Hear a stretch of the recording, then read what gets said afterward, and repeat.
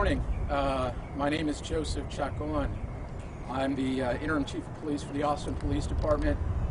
I'm here today to speak on House Bill 1927 and specifically to express my opposition to the passage of that bill.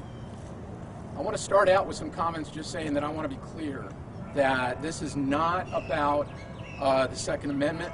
It's not about Second Amendment rights, and it's not about people's right to lawfully carry a firearm. I'm very much in support of all of those things. But carrying a powerful weapon is also a responsibility, and the minimal training required for a license to carry under current law is crucial to public safety. It's reasonable and important to ask that someone carrying a firearm in public know how to safely handle and store a gun and have a basic awareness of the laws related to weapons and the use of deadly force. Stripping away those safeguards will make our streets less safe and will make law enforcement's jobs harder. My community is struggling with gun violence right now. While comparatively, we continue to be one of the safest cities in the country, from 2015 to 2020, our department has seen a 124% increase in gun-related crimes. Just 2 weeks ago, I announced the launch of a violence intervention program targeting crimes involving firearms in response to the increase in the use of firearms in serious violent crimes, including shootings, murders, aggravated assaults, robberies, and other crimes. Guns are easier to obtain than ever before, and it has become more common for people to use them. Weakening regulations and effectively eliminating training requirements is not the direction that we should be going right now. Many members of the legislature have spoken a lot about law enforcement this session. I would ask that they listen to us when we say unequivocally that permitless carry will make your constituents less safe. There are several other chiefs here that are going to speak, and then we can take questions at the end.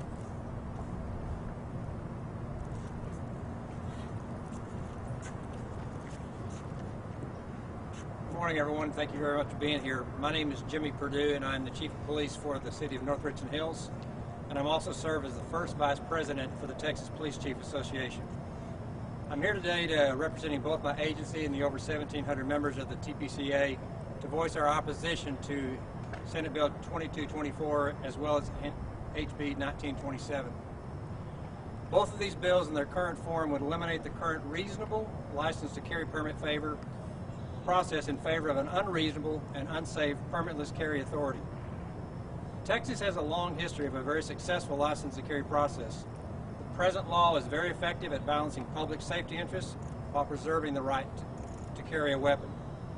A key part of this LTC permit process is training, where individuals must demonstrate a proficiency with the weapon and an understanding of the law. This bill, both these bills, would eliminate the training as well as repeal the requirements of passing a background check. In 2020, DPS denied 2,269 applications for LTC, which is only 0.1% of all the applications received. Said another way, the vast majority of people who applied got a permit. To claim that this process has somehow denied a law-abiding citizen from receiving a permit is just groundless. However, the process to prevent individuals with felony convictions, chemical dependency, convictions for family violence, and some adjudicated mental illness from obtaining a permit did occur. The current system works and should be kept in place and even evaluated for ways to prevent errors in approval from happening. To be clear, this is not a constitutional issue. It's a public safety issue. The Texas Constitution very clearly articulates the authority for the legislature to regulate the wearing of arms in our state. The founders that wrote our Constitution understood the importance of protecting the right to bear arms, but equally appreciated the public safety interest in giving the government the ability to regulate how that right is exercised. There is no conflict and no ambiguity in this language. And this is exactly what has been done through the LTC process and what should continue to be the law in the state of Texas. As police chiefs, we are responsible for the safety and security of each community that we serve, as well as the police officers we're lucky enough to work alongside with. Passage of this or any bill that supports the elimination of the current LTC process would have a direct negative impact on the ability of our officers to do their jobs. It would also not make our communities safer, but it would instead make them less so because of the impact on public safety and the introduction of more weapons across our state. We, as police chiefs, as well as the Texas police chiefs, are opposed to the bill in its current form and believe its passage would bring harm to our communities and reduce the safety of our officers. The Texas police chiefs join with the others gathered here today to oppose SB 2224 and any bill designed to eliminate the LTC process and make more guns available to the public. Thank you very much.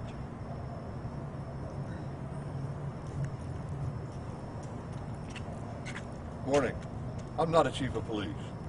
My name's Kevin Lawrence. I'm the executive director of the Texas Municipal Police Association. We represent over 30,000 cops across the state of Texas. I'm also the chairman of trustees for the Texas Fraternal Order of Police, which includes the Houston Police Officers Union, the Dallas Police Association, the Harris County Deputies Organization.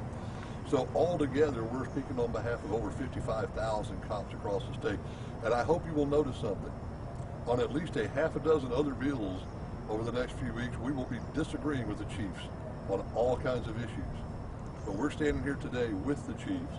And a couple of weeks ago, we were out here with the sheriffs from Harris County and Fort Bend County and with the DPS Officers Association because we're all opposed to this change in public policy for a very simple reason. And as the chiefs have both mentioned, we are not opposed to law-abiding Texans carrying handguns.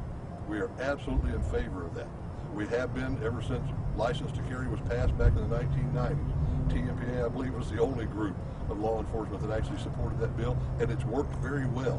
What's the problem we're trying to solve with this public policy right here? The vast majority of Texans don't want it.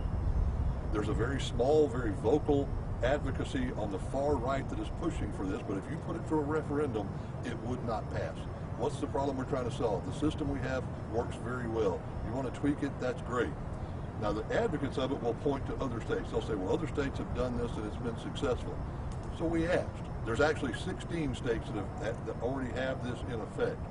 We reached out to the Fraternal Order of Police trustees at those states. Now, I will grant you, I just started that process 48 hours ago. So far, I've heard back from 4 states, and they're all very consistent.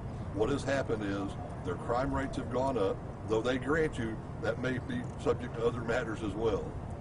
Their license to carries have gone down. Their applications for license to carries have gone down, and the jobs of their law enforcement officers have become exponentially more difficult and more dangerous.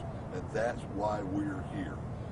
Shifting this process of vetting who should and should not be allowed to carry a gun in public from an administrative process in advance to the beat cop is bad public policy. It's bad for public safety, and that's why we're opposed to these bills. Thank you.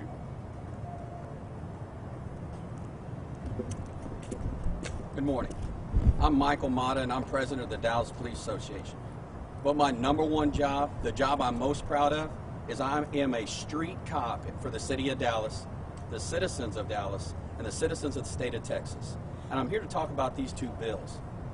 All across the nation, all across the state, in all of the communities, we talk about police reform. These bills will only make it harder for the everyday officer to do their job. It will only make it less safe on the streets of every major city across this state. We need good legislation, and this legislation is not one of them.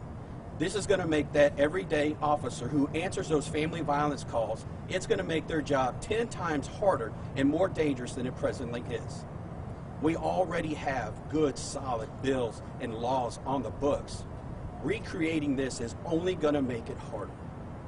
We are asking for the help of the citizens. We are asking for the help of legislators to bring our communities back together, the law enforcement community and the citizens we serve, by passing and creating good law enforcement bills.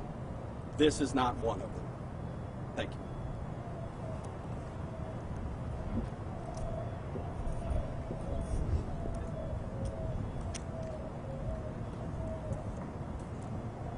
That was all the people that are going to speak today. I didn't know if there were any questions that any of us can answer. Have you spoke to the governor about this?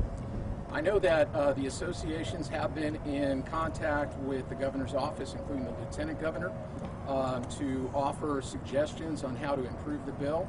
we're still very concerned with the way that the bill reads today. How can this bill, make a big difference in something as, simple as a traffic stop or an everyday interaction with the public? I think right now there is an assumption by officers, if they see someone that is openly carrying, that they have gone through the license to carry process, that they have been vetted, that they have been trained, and that they understand the laws and the safe handling of firearms. When you strip that away and take away those safeguards or guardrails per se, it's going to make it more difficult for officers to make those kind of assumptions and judgments. It's tough enough that we ask our officers to do that every day in lots of different ways. By introducing firearms into those kind of assumptions, it just makes it very, very hard for our officers, much harder than it is today. Is there someone that can talk to us in Spanish? I can talk to you After? afterwards. Okay, thank you.